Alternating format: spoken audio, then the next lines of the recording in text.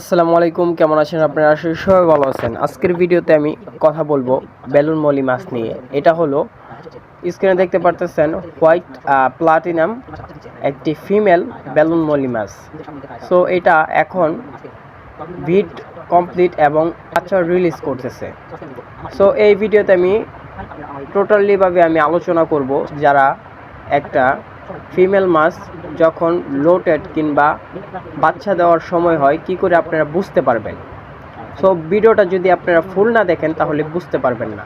আশা করি সকলেই ভিডিওটা পুরো দেখবেন। এবং যারা আমার ইউটিউব চ্যানেল থেকে দেখতেছেন প্লিজ অনেক কষ্ট করে আপনাদের জন্য ভিডিও করি, অবশ্যই সাবস্ক্রাইব করে দেবেন আর ভিডিওটিকে লাইক করে দিবেন। আর কেমন হয়েছে ভিডিওটা অবশ্যই কমেন্টে জানাবেন। আর ফেসবুক পেজ থেকে হলে অবশ্যই ফলো করে দেবেন। সো ভিউয়ার্স, লাইভ দেখতে পারতেছেন মাছটা বাচ্চা রিলিজ করতেছে।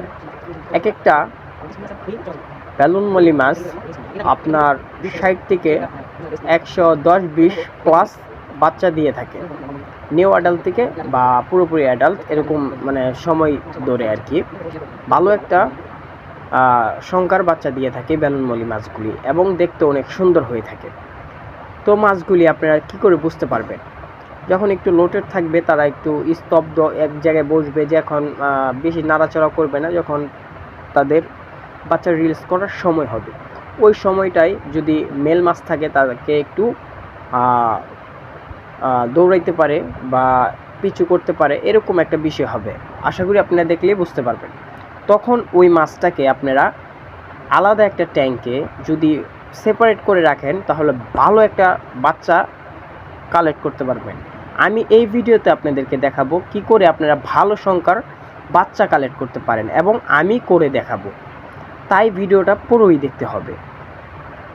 তো এইভাবে যদি আপনারা করেন, আলাদা একটা ট্যাঙ্কে কিছু প্ল্যান্ট দিয়ে তখন ফিমেল মাছটাকে ওখানে দিয়ে দিবেন।